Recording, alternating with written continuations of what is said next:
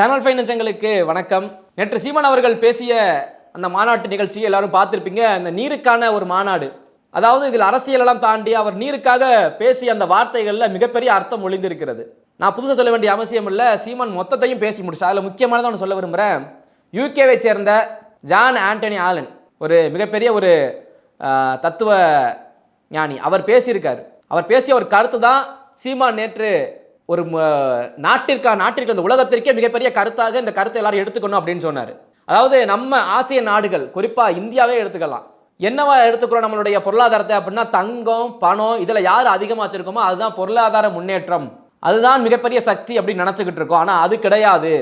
யார் பின்வரும் காலங்களில் தண்ணீரை அதிக அளவில் சேகரித்து வைத்திருக்கிறார்களோ அவர்கள் தான் பொருளாதாரத்தின் மிகப்பெரிய உச்சிகள் இருப்பார்கள், அவர்கள்தான் இந்த நாட்டின் பொருளாதார சக்தியாக விளங்குவார்கள் அப்படின்னு அன்னைக்கே இந்த ஜான் ஆண்டனி ஆலன் அப்படின்ற ஒரு அறிவியலர் இதை பேசியிருக்கார்.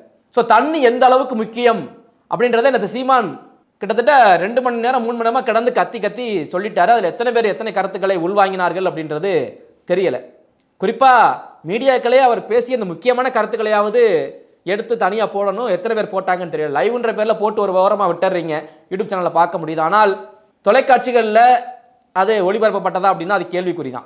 ஸோ தண்ணிக்கான தேவை எந்த அளவுக்கு நமக்கு முக்கியம், பின்வரும் தலைமுறை தண்ணியை எப்படி பார்க்க போகிறாங்க, நம்மளை மாதிரி குளம் கொட்டையில் பார்ப்பாங்களா, இல்லை தண்ணீர் பாட்டில்களை மட்டும்தான் பார்க்க முடியுமா? அவருடைய நேற்றைய கருத்து இதைத்தான் நேற்று விளக்கமாக சொன்னுச்சு. என்னுடைய அப்பா தாத்தா எல்லாம் குளம் கொட்டை ஆற்றுல தண்ணியை பார்த்தாங்க. இப்போ என்னுடைய காலத்தில் பார்க்கும்போது நான் ஆற்றுல தண்ணி பார்க்குறதே மிகப்பெரிய அதிசயம். குளம் குட்டையெல்லாம் மழை பெஞ்சிச்சுன்னா ஒரு 2 நாளைக்கு தண்ணி நிற்குது, அதுக்கப்புறம் கிரிக்கெட் விளையாடுற மைதானமாக மாறிடுது.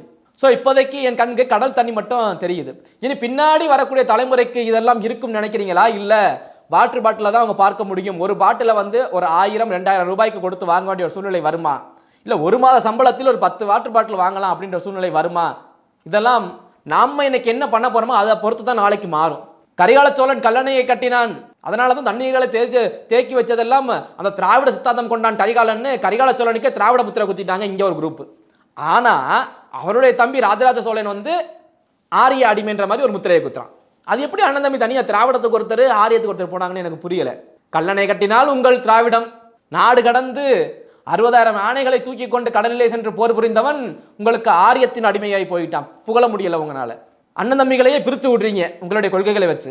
அந்த கரிகாலனுக்கு அப்போதே தெரிந்திருக்கிறது தண்ணீரின் தேவை, அப்போவே அணை கட்டி விட்டான். அதுக்குன்னு அணைனா அந்த கர்நாடகாரன் கட்டுறாங்க பார்த்தீங்களா, அந்த மாதிரி பெரிய அந்த அணைலாம் இல்லை, அப்படியே மொத்தமாக தண்ணி அங்கே தேக்கி போட்டு பண்ணுறதெல்லாம் கிடையாது. அதாவது விவசாயத்திற்கு பாசனத்திற்கு மக்களின் பயன்பாட்டிற்கு போக அந்த ஆற்று வழி தண்ணி அந்த ஆற்று ஓடைகளிலே ஓடினால்தான் அந்த ஆற்றினுடைய வாழ்வாகவே இருக்கும், அந்த ஆறு சாகாது.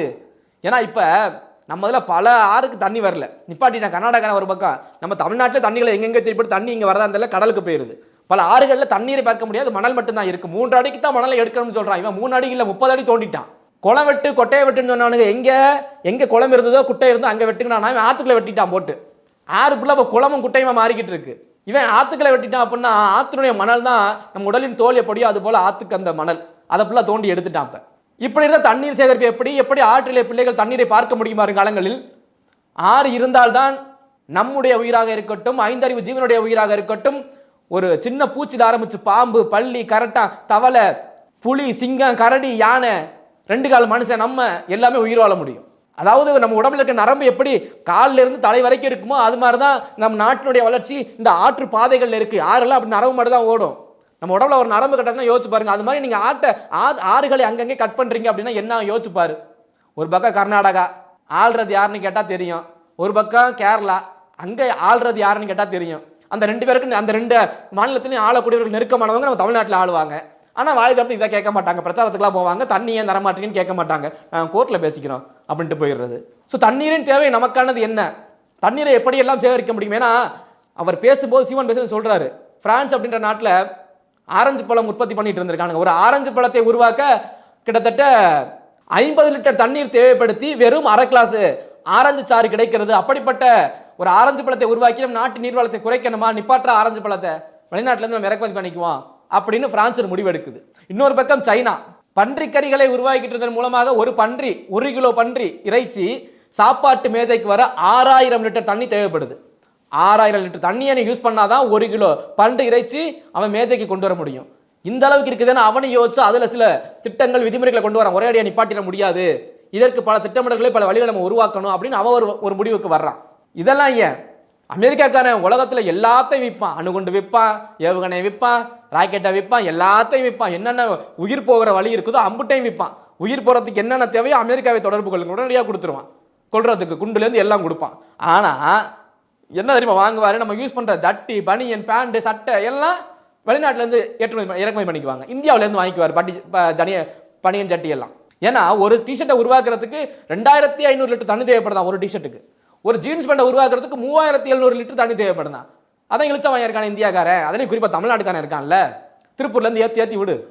அமெரிக்காக்காரன் அதெல்லாம் வாங்கி போட்டுக்குவான். அவனுடைய நீர்வளத்தை ரொம்ப பாதுகாப்பாக வச்சுக்குவான். இதையெல்லாம் தான் சீமான் நேற்று பேசினார். நீரின் ஆதாரம் எந்த அளவுக்கு முக்கியம் அப்படின்றது. வள்ளுவன் சொன்னது போல நீரின்றி அமையாது உலகு. நீர் இல்லைன்னா உலகமே கிடையாது.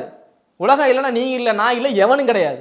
இப்போ தெரியும் தண்ணி தானேப்பா அப்படின்னு சொல்லிட்டு நகர்ந்து போயிடலாம். நீங்க வருங்கால சந்ததி என்னவாகும் யோசிச்சு பாருங்க. வருங்காலத்தில் வரவே எக்கடிக்கிட்டு போன எனக்கு என்ன அப்படின்னு யோசிப்ப. அப்படி உனக்கு முன்னாடி இருந்தவங்க அப்பனும் உங்க தாத்தனும் நினைச்சிருந்தா இன்னைக்கு நீ தண்ணி குடிச்சிட்டு இருக்க முடியாது. தண்ணி தாகம் எடுத்து 1 மணி நேரம் நீ உட்காந்து பாரு. தண்ணி இல்லாம முன்னாடி ஒரு 1/2 கிளாஸ் டம்ளரை வச்சுக்க, தண்ணி தாகம் எடுக்கும், அப்படியே உட்காந்து தண்ணியை மட்டும் பாரு, குடிக்காது, எவ்வளவு நேரம் முடியுதுன்னு பாரு. அந்த வழிவேதனை பின்வரும் சமுதாயத்தின் அந்த இளம் தலைமுறைக்கு கொடுத்துட்டு போயிடாதீங்க. நம் தண்ணீரை எந்த அளவுக்கு பாதுகாக்கணும் யோசிச்சு பார்த்துக்கோங்க. மேலே அப்படியே கூடி வரும் மேகங்களை தட்டி விட்டு மழையை கொடுக்கக்கூடிய நம் மலை, அந்த மலையை அறுத்து அறுத்து கொண்டு போய் கேரளாக்காரன் போட்டுக்கிட்டு இருக்கான். யாரும் கேள்வி கேட்க மாட்டீங்க. தாயின் மார்புகளை அறுப்பதற்கு சமம் இந்த மலைகளை வெட்டி எடுப்பதற்கு சமமானது. மணலை அள்ளி அள்ளி கொண்டு போறான். அவன் தாயின் உடலை பீத்து வெட்டி வெட்டி எடுத்து போற சமம் ஆற்று மணலை கடத்தி கொண்டு போறது. எவனுக்கும் புரியாது. அதான் உனக்கு பிரச்சனை இல்லை, இன்னைக்கு உனக்கு பிரச்சனை கிடையாது, நாளைக்கு வரப்போகும் தானே பிரச்சனை. உனக்கு பிரச்சனை இல்லைல்ல. உன்னுடைய தாத்தனும் உன்னுடைய அப்பனும் உன்னுடைய கொள்ளு தாத்தனும் அப்படி நினைக்கல. நினைச்சிருந்தானே இன்னைக்கு நம்ம தண்ணி குடிக்க முடியாதுல்ல. கலர் கலரா பாட்டல்கள், ஆரஞ்சு நிறம், மஞ்சள் நிறம், பச்சை நிறம்னு ஒவ்வொரு குளிர்பானங்கள் இருக்கு. வாங்கி குடிக்கும்போது என்ன டேஸ்ட்னு சொல்ல முடிஞ்ச உனக்கு அதுல கலந்த சுகர், சீனி, அந்த ஒரு சுவை உன் நாக்குக்கு தெரியுது. உன்னுடைய தாகத்தை நிரப்பி அந்த தண்ணீரின் உன்னுடைய மதிப்பு தெரிய மாட்டேங்குது பத்தி. அதனால தான் நம்ம உருப்படாம இருக்க இன்னைய வரைக்கும். அந்த ஜான் ஆண்டனி ஆலன் சொன்னது போல இன்னும் வருங்காலத்துல எவன் நீரை அதிகமா வச்சிருக்கானோ அவன் தான் பொருளாதாரத்தின் மிகப்பெரிய சக்தி. நீ பணத்தை, டாலரு, ரூபாய் எல்லாம் தூக்கி குப்பையில போட்டுப்போ. அன்னைக்கு நீ டாலரை திங்க முடியாது, பணத்தை திங்க முடியாது, ரூபாயை திங்க முடியாது. தண்ணியை தான் குடிக்கணும். தண்ணி மூலமா அழைக்கக்கூடிய உணவுகளை திங்க முடியும். தண்ணீர் கொடுத்தாதான் மரம், மரம் கொடுத்தாதான் பழம், தண்ணீர் கொடுத்தாதான் செடி, செடியில தான் காய்கறி. இதை நீ திங்கணும்னா தண்ணீர் வேணும். ஆதாரம் அதுதான். இந்த தண்ணீரை நீ மதிக்காம உதாசீனப்படுத்துற வரைக்கும் என்னைக்கு இருந்தாலும் நம் நாடு உருப்படாது, இந்த உலகமும் உருப்படாது. 3ஆம் உலகப் போர் வறுமை ஆனால் அது கண்டிப்பாக தண்ணீருக்காக தான் இருக்கும் அப்படின்னு ஒரு அறிஞன் சொன்னான். அது மிக விரைவாகவே நடக்கும் போல.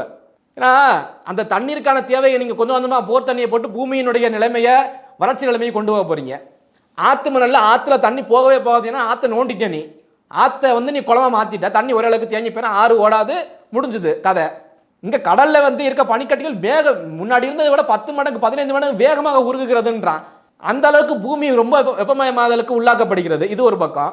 இப்படி அடுத்தடுத்த நம்மளுடைய ஒரு சாபக்கேட்டை நோக்கி நம்ம நாடு போய்கிட்டு இருக்கு. நாடு மட்டுமில்ல, உலகமே போய்கிட்டு இருக்கு. அப்படிங்கிற பட்சத்துல முதல்ல எந்த நாட்டுக்கு தண்ணீர் தட்டுப்பாடு வருதோ அவன் ஆரம்பிப்பான்டா போற. ஒரு நாடு ஆரம்பிக்குது தண்ணிக்காக. இந்த பாகிஸ்தான்காரன் பாரு, உருளைக்கிழங்கு விற்கிறான் பாரு, 1 கிலோ 250 ரூபா 300 ரூபாய்க்கு வித்துக்கிட்டு இருக்கான் உருளைக்கிழங்கு. சாப்பாட்டுக்கு பஞ்சம் வந்துருச்சு அவனுக்கு. அவன் பண்ண தப்பு, அவன் பண்ண ஒவ்வொரு ஒரு ஒரு ஒரு செயலுக்குமான விளைவு, அவன் பண்ண கொடுமைக்கான விளைவுகளை அனுபவிச்சுக்கிட்டு இருக்காங்க. மிக விரைவாகவே தண்ணிக்கான தட்டுப்பாடு அவன்கிட்ட வரும். ஒன்றும் கிடையாது அவன்கிட்ட.